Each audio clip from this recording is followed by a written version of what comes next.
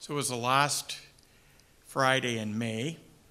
That was just over a week ago.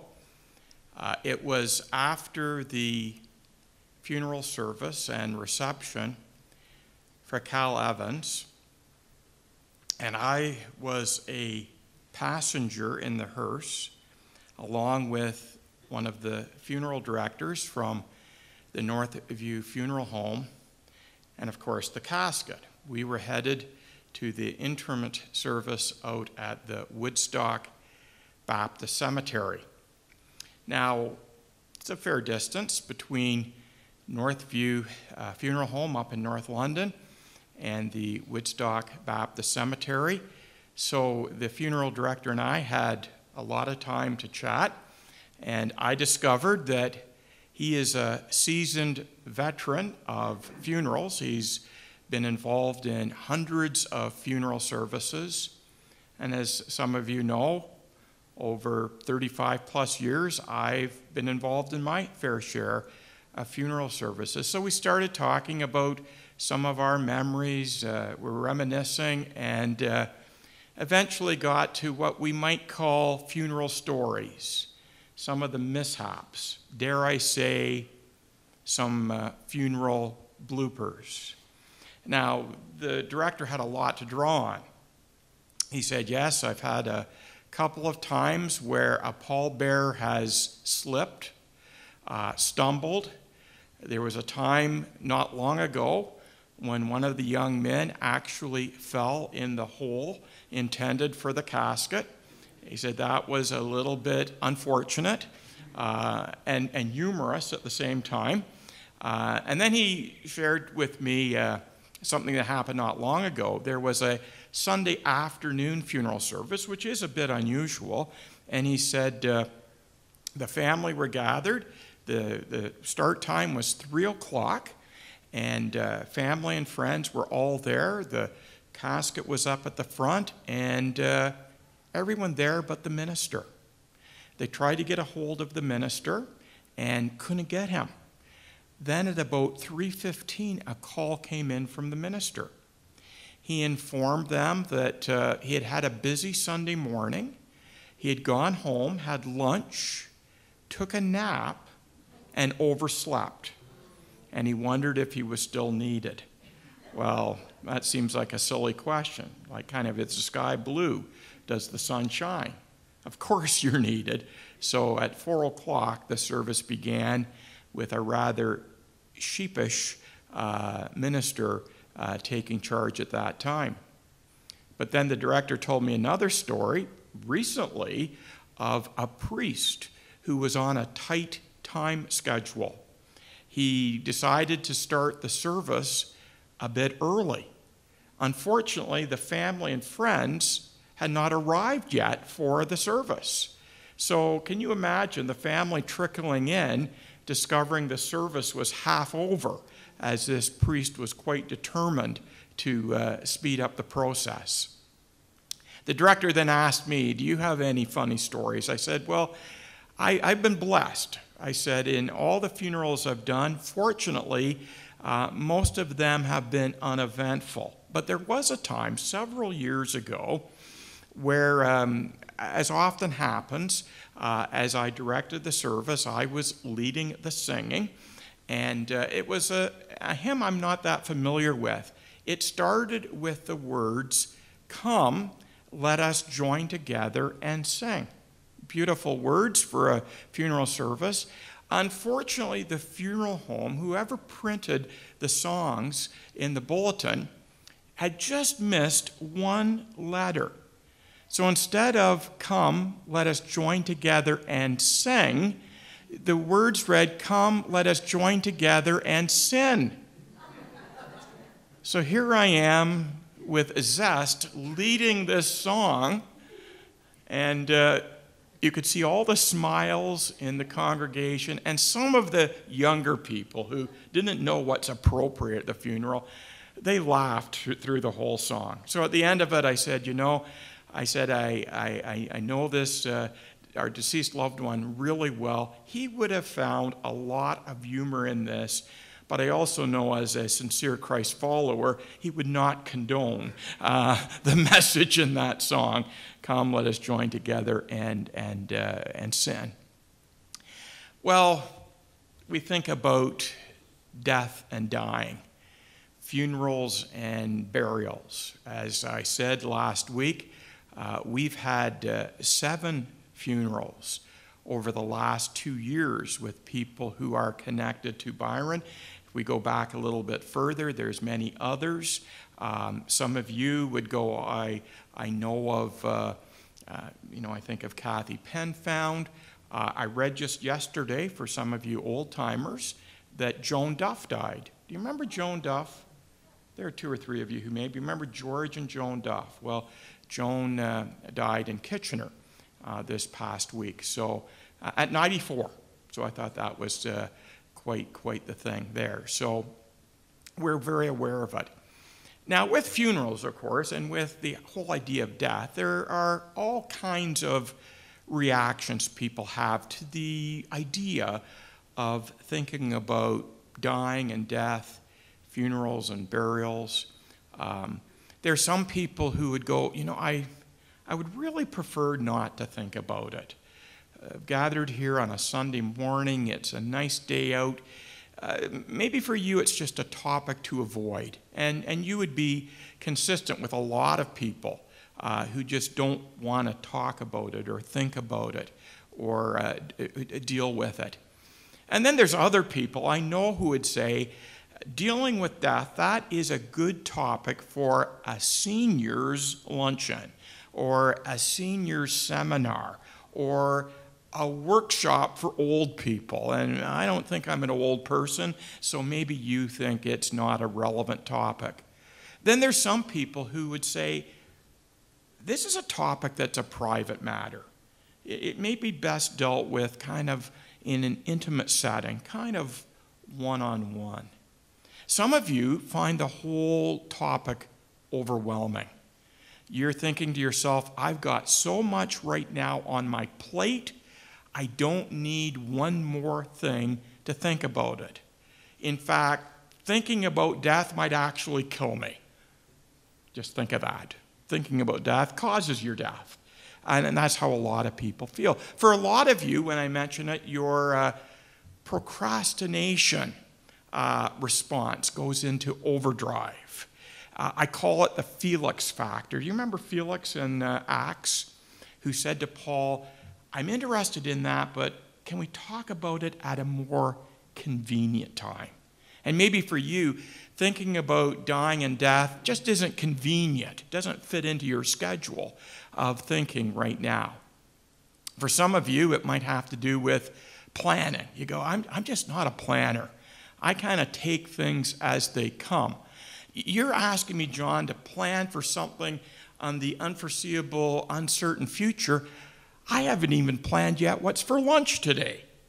And maybe that's part of your dilemma in terms of this topic. And some of you might be thinking, John, it's just too serious, too solemn. It is kind of a sad topic. And I kind of came here today wanting a happy topic. Now, I hope that many of you would respond, it is an important topic, and it's a good one for us to take opportunities to deal with and talk about, no matter what phase or season you are in life.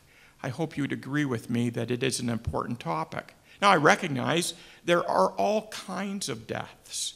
There are deaths that are anticipated. It's where your doctor tells you you've got maybe a month to live. You need to make sure that your house is in order. Or maybe the specialist says of a loved one, he's only got about 3 months. So you need to plan accordingly.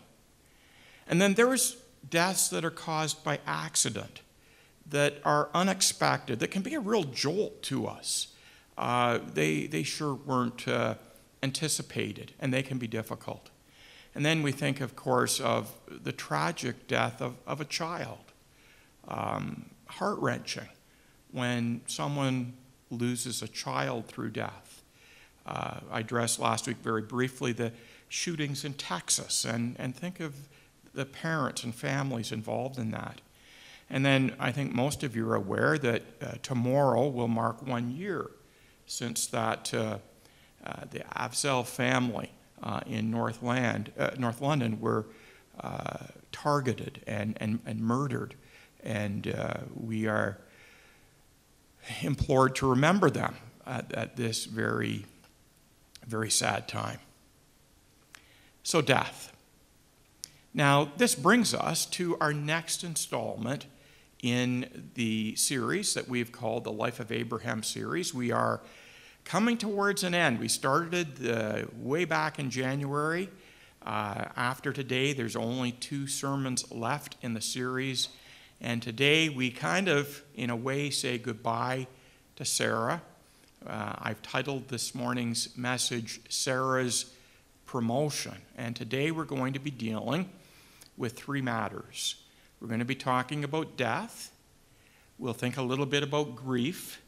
And then we're going to be looking at the idea of burial. So if you've got a Bible, I'd ask you to turn to Genesis 23. If you've got your cell phone and an app on it that directs you to Scripture, that would be good. I'll try to read the passage well.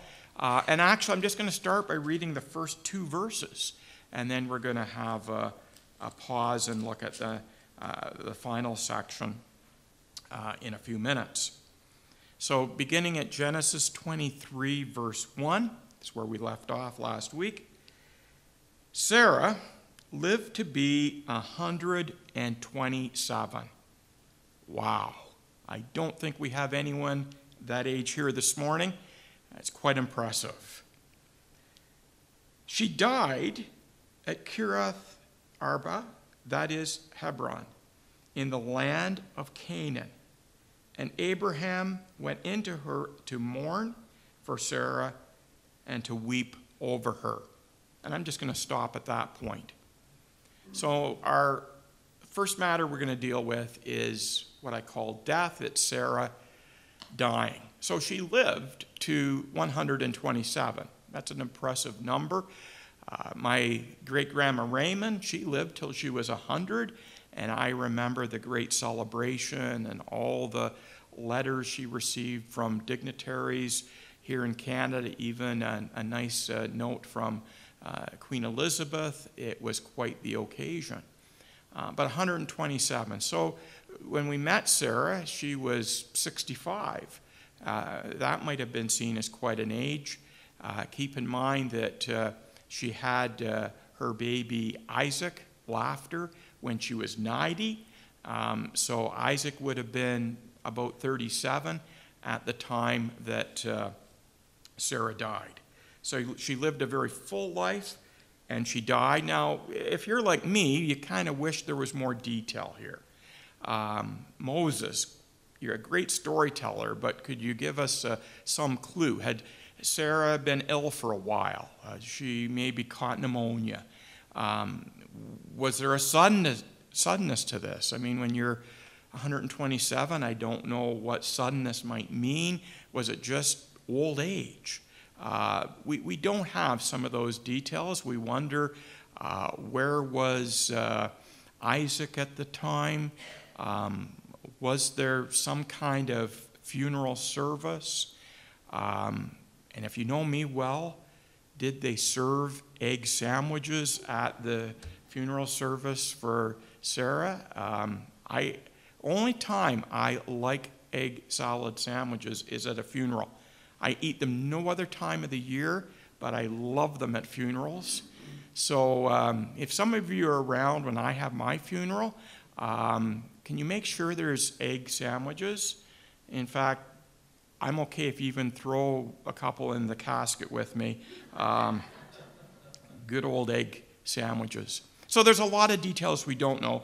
But what I am impressed here is the fact that Moses is very clear. He uses death language. Now, I know that we have other terms, and I don't have a hang-up or a problem with them.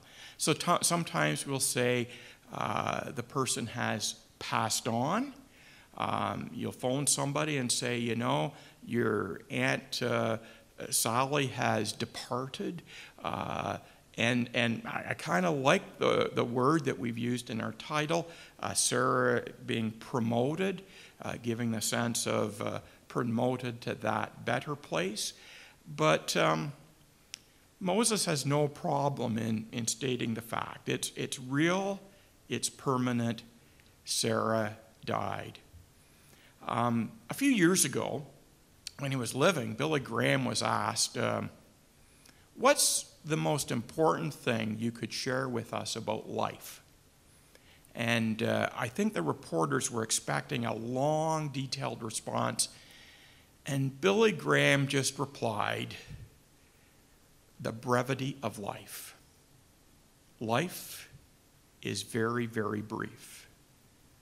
When I read that the other day, I thought of the old song that we sang when I was a boy, and I know that very few of you know it, but it's that old song, life is very, very brief, like the falling of a leaf be in time. And as a young boy, I would always watch the trees in autumn and watch that leaf fall and think of the words, life is very, very brief, like the falling of a leaf. So death is real. Death is talked about. Death is addressed. Well, our second matter is grief. How did Abraham respond? We're told that he went into Sarah to mourn, and we're told that he wept over her. The Hebrew word for mourn actually is quite a vivid word. It means to beat one's chest. So this was quite an emotional response on Abraham's part. He and Sarah had been partners for a long time. We'll see in a few moments that Abraham is addressed as a mighty prince. Well, indeed, Sarah was his princess. As I explained weeks ago, the name Sarah means princess. So truly, Sarah was Abraham's princess. She was very significant and important and a loved partner of Abraham's here. And then we read that Abraham wept. Remember last week I gave you a little bit of Bible trivia. The first time the word love is mentioned in the Bible is in Genesis 22. The first time weeping is mentioned in the Bible is right here in Genesis 23. That's interesting, isn't it? So the very first time we see tears, weeping, this kind of expression of sorrow that we're quite accustomed to is right here in Genesis 23. Abraham wept over Sarah. Now let me address this topic of grief for a few minutes. Grief is natural, it's normal, and I would suggest to you it's a necessary part of the death of a loved one. Now we know that the meaning of grief goes beyond that. There's lots of definitions out there. I think a simple one would be it's the loss of someone or something, something or someone's been taken away from you that you have enjoyed an emotional attachment to. So you and I know that while we often think of grief and tie it with the idea of bereavement, the death of a loved one, it can be the loss of a relationship. There are people who grieve when they lose a job. Some people grieve when they retire. Some people rejoice when they retire. There can be grieving over a loss of a pet. If you're like me, grieving is a spring ritual. As a Toronto Maple Leaf fan, every spring I experience grief with yet another loss. You will find when you go back into the office this week that there are some people who are grieving the results of our provincial election. We grieve for all kinds of things, all kinds of losses that we can experience in life. Now, some of you I know are quite familiar with Elizabeth Ross, who actually many years ago, where she wrote a book on dying and death, and she came up with the infamous 7 stages of grief. There have been all kinds of adjustments, all kinds of alterations to it. At the time Ross wrote, she was an unknown psychologist, but her work is seen kind of as a landmark in that area. So some of you in your studies, some of you in your experience would identify some of the stages. There is a stage known as denial, where it seems surreal, where a person goes, I hope I wake up tomorrow morning and I've just dreamed this. There is a stage of guilt. There can be guilt feelings of, I just wish I had encouraged my husband to see the doctor about that. Or you can feel guilt that maybe a child had gone away somewhere where they experienced an accident. You feel some kind of false responsibility for that. There can be anger. And we know with anger, there's two ways you can deal with anger. One is to express it, and the other is to repress it. And it's not rocket science. Repressed anger will almost always lead to depression. So it's why I have said earlier that grief is necessary, because if you internalize it, if you don't express it appropriately, it very easily leads to depression. What we're looking for in the stages of grief, Ross identified it as some kind of acceptance, where you come to a point where you can accept the reality of what has happened. And then, of course, the ultimate stage is what we call moving on. Now, moving on is a lovely term, but sometimes not easy to define. What does it really mean to move on? And people can be all over the map when it comes to the idea of moving on. And there is something that is very personal and subjective about grief. And some of you would say, I experienced a kind of grief when this person died that differs from when that person died. And that's quite normal and quite natural. I was just talking to my sister a few days ago, and this is a hard time of year for me, because it was in June, as some of you will recall, that my one and only sister's husband was killed in a tragic motorcycle accident 11 years ago this June. I vividly recall the phone call from my mom, and to her credit, my mom didn't mince words. She said, John, I hope you're sitting down. Brian is dead. And I can still hear those words. They still resonate with me. I know exactly where I was in her house when I received that phone call. And then I remember going over to the Woodland Public School to inform Heather.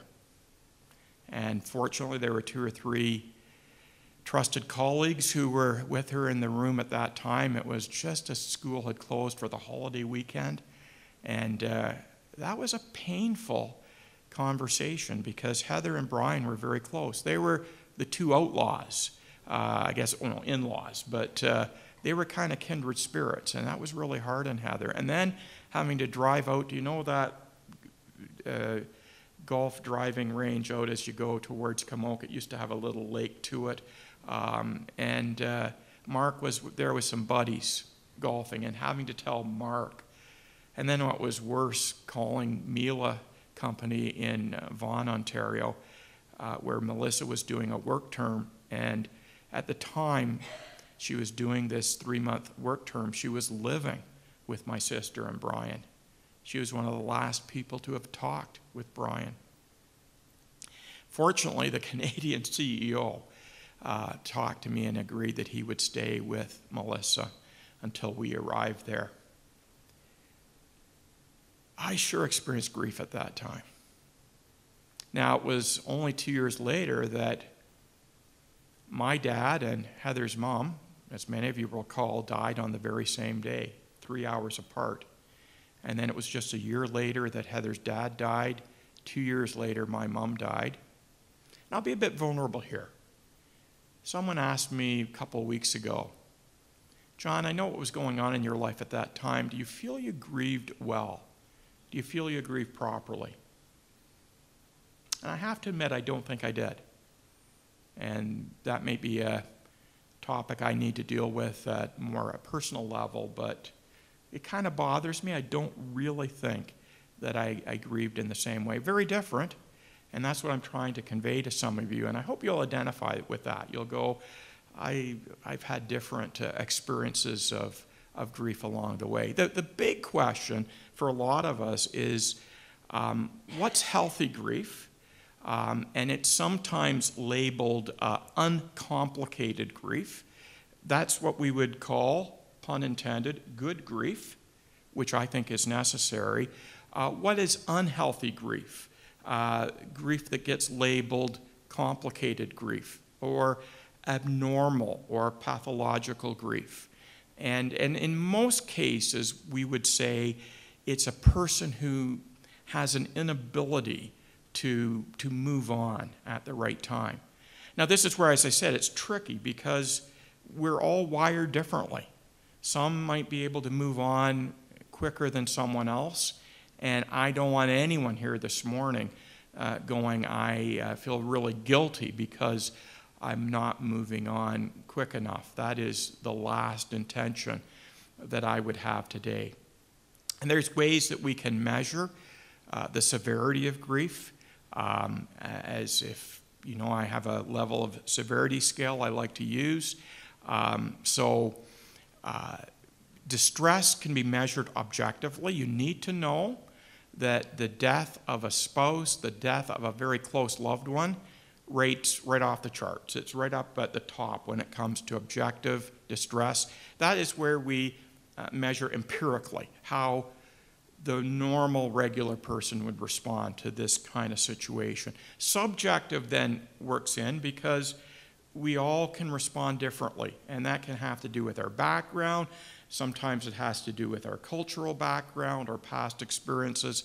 That's where there can be differences. Another part of the severity formula has to do with controllability, and I'm always looking for that. Do you feel, even if you have sadness and sorrow, that you are, with God's help, in control of the situation? Or I've talked with people who say, I feel trapped. I just feel I can't get out of it. And that's where we would say that it's bordering on being unhealthy. And then frequency, which is a very good indicator. So if you said to me, yeah, occasionally I do think of the loved one who passed on, and I would say that's normal. There could be triggers for it.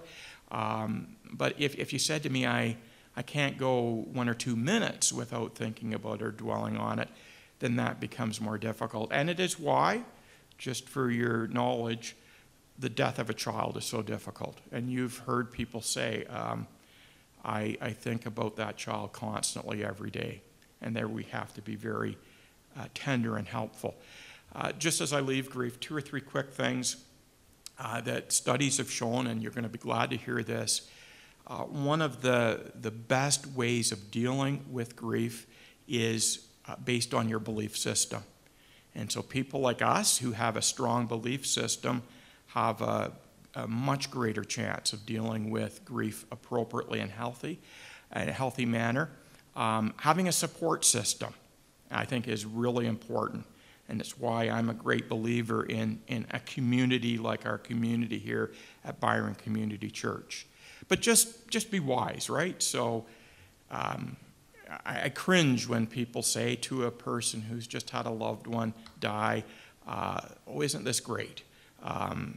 She's in such a better place, and you must be so glad and rejoicing. And the fact is, you may be feeling very sad and be experiencing a lot of sorrow. I've said this many, many times. Sometimes the best advice is no advice, just to be there, just to listen, just to say, hey, I'm here for you, whatever you need. I mentioned, I think it was a couple of weeks ago, about a young student I had, Rebecca. She just died 3 weeks ago. Rebecca, 45, 3 kids, just a super Christian woman. And her blogs in the last year, knowing that she was dying, were out of this world powerful. And she talked really direct. She said, there's going to be times when I'm sad, and I want you to experience that with me, because this is sad. And she said, there's even going to be times, she says, I'm a devoted Christ follower, but there's been times I've been pretty mad. And I invite you to be mad about this situation. But she said, because of the hope I have, I am glad, because I do know that my God is sovereign and in control, and he always will do what is best. Well, let's move on. And the third section, I'm going to go through quickly, and I'm going to do something which I don't like to do, but I'm actually going to count on you to read these verses. So will you pledge to do that at some point, either later today or later this week? Just I want to be a bit sensitive to the time here this morning. So what happens is Abraham in verses 3 to the end of the chapter goes out to purchase a burial plot for Sarah. And it's quite the story. And it's actually kind of tedious. As I've read through this several times, I thought it's like, do you know what? Have you ever been there as a family member when you go to like a funeral home and you're sitting in the little office discussing the arrangements? And it can be a bit tedious, can't it? You're going through all the details and there's just a lot of stuff that you got to deal with. So the rest of the chapter kind of reads like a legal transaction. And Abraham is negotiating with the Hittites who were there in Canaan at the time. Abraham calls himself, which is appropriate, a foreigner and a stranger. Abraham was a nomad who kind of traveled from place to place with his tents. But Abraham is negotiating a deal. Now, it's a tricky passage because the Hebrew word is best translated give. The Hittites were very willing to give Abraham a cave for burial, to give him the land tied to it. But you may notice in your footnotes they use the word sell, because the Hittites, like a lot of people then in the Mideast, yes, we'll give it to you, but not as a gift. It's giving with a price. And it's why many say in context, it's best to understand the Hittites were going to sell this burial plot to Abraham. A fellow Ephraim emerges and he says, yes, you're interested in my particular cave. I'll sell it to you with the land. And Abraham says, I want to pay the full price. Abraham didn't want there to be any misunderstanding. You remember problems he had with the well back a couple of chapters ago. He didn't want anybody to come along and say, does this really belong to you, Abraham, for Sarah and then other descendants? No, Abraham insisted on paying the full price. Now, I would argue Ephraim played him.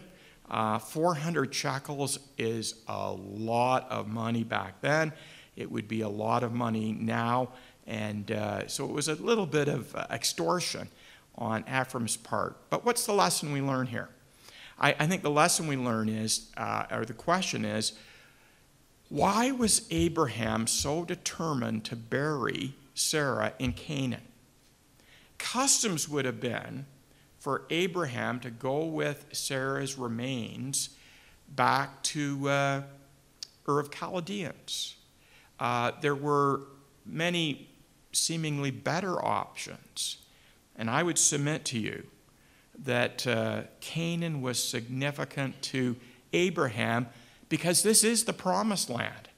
He doesn't possess it yet, but his descendants would possess it. He wanted a burial site there as a sign to his entourage and all those coming after that this was the promised land. This was the place of dwelling for his descendants. And more than that, it's a symbol of hope, because we read in Hebrews that more than just looking to Canaan, miraculously, Abraham and Sarah were able to look beyond for their true home, their true dwelling place would be this place we know as heaven. There truly is life beyond death. So that Friday afternoon, a couple of weeks ago, out in Woodstock, I said something to the family that I've said to many, many families, and many of you are here this morning. The bones are in the casket. The ashes are in the cremation pot. But the soul is gone. The soul is in another place. And truly, that is why we can grieve. But we grieve like those who truly have hope in what is in our future. So as I close, what are a couple of lessons? Well, if you listened carefully last week, you had a little taste of Hermeneutics 101. I have heard people preach from Genesis 23 and have said you should have a title like Why Christ Followers Should Be Buried and Not Cremated. Some of you may be curious or interested in my position. Some of you might be disappointed that it to me is a personal decision. I have been involved in many funerals where there's cremation. I've been involved in lots of funerals where there's burial. I don't see that as the takeaway from this passage. Some would argue the lesson is be ready to pay the big price for a funeral. You shouldn't shop around. You shouldn't try to get a deal. I just think that's what I call forced application. You have your personal preferences. You have your convictions on this. I respect them very much. I've always had that concern that there are choices that you make in life that are very personal. You want to, of course, make those decisions in conjunction with family and that. So here's the 2 or 3 takeaways that I see from the passage. And a couple of them are a little bit stretched, but that's okay. Have your house in order. And I'm looking around this morning, and this applies to everyone, but maybe a few of us more than others. So what do I mean by that? I hope you've thought about a burial plot, whether you want to be buried or cremated. Paul Needham, who I mentioned last week, who owns Westview and Northview, and remember Needham Funeral Home downtown. I think they've got new ownership, but Paul is definitely kind of the funeral expert here in London. And he told me something a couple weeks ago that I found staggering. He said, John, 80% of people don't have funeral arrangements in place. I said, you got to be kidding. So that kind of staggered me a bit. Now, I know you can kind of do things really quick. I hope you're not going, I'm just going to leave that to my family. Let them, they're smart. Let them figure it out. So remember I said we need to be comfortable talking about these kinds of matters. Insurance. You're going, I can't believe you're talking about insurance on a Sunday morning, but make sure that you've thought that through. What if there are expenses tied into your death? How about your will? Is it up to date? I'm not a legal expert, and I'm not prepared to give you any legal advice. I just think that's part of having your house in order. What about your service? If you have a song or two, if you'd like egg salad sandwiches served at your funeral, have you let others know that? And you might even want to talk to Carol, because she's got a couple of really neat forms that we've had people use where you can give some of your indication of some of the things that you might like in that manner. And then I would also say, this is where I'm pushing it a little bit, make sure you've dealt with strained relationships. What I have found the most heart-aching in all the funerals I've done is where someone will say to me, I wish I had. I wish I had fixed that relationship. I wish I had repaired the fracture in that relationship. I wish I had told Mom. I wish I had told my sister. I wish I had just been able to say, I really love you. So make sure you have that kind of thing in order. Make sure you have a network. You might say, but my spouse is my best friend. I love hanging out with him. I love hanging out with her. But if they go, who do you have to lean on? And I think as a church, we have a responsibility to be there for one another. And I commend, because I look out there this morning and I see so many of you who have a track record of being very faithful in offering support to those who lose a loved one. And then finally, and you're not going to be surprised, be prepared. Be personally prepared for what's next. Billy Graham is right. Life is really brief. Even 127 years is brief compared to eternity. Are you ready for heaven? Do you have that assurance of where you're going? A cute story, just a lighter story to finish with. I remember as a boy praying. Did you ever say this prayer at your bedside? Now I lay me down to sleep. Anybody remember that one? Now I lay me down to sleep. I pray the Lord my soul to keep. If I should die before I wake, I pray the Lord my soul to take. You could question the theology of that prayer, but as a boy, what impressed me as I thought of it the other day was I was thinking about eternity. And I must admit, like many of you, sometimes I don't think of eternity enough, my true home, where we are really going as Christ followers. So be prepared. This is the funny little story, though. There's a tombstone in northeastern U.S., and quite a message on the tombstone. As you pass it, you read these words: "Pause, stranger, as you pass me by. As you are now, so once was I. As I am now, so you will be. So prepare for death and follow me." The idea of following into the beyond.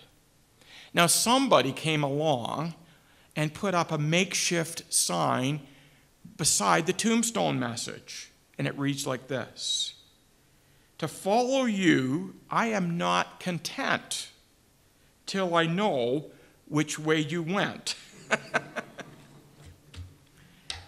Be prepared for heaven. And I hope that this is a message that's helped you, maybe even prompted you and going, hey, maybe I do need to attend to that. P.S. I hope during your funeral, a funeral for a loved one, that there is a strong message of hope. That's Abraham's primary concern in Genesis 23, offering the hope he had to his descendants, a place where Isaac and Rebekah, Joseph and others, that very place there in Genesis 23 is where they would be buried, but it represented the hope for Israel.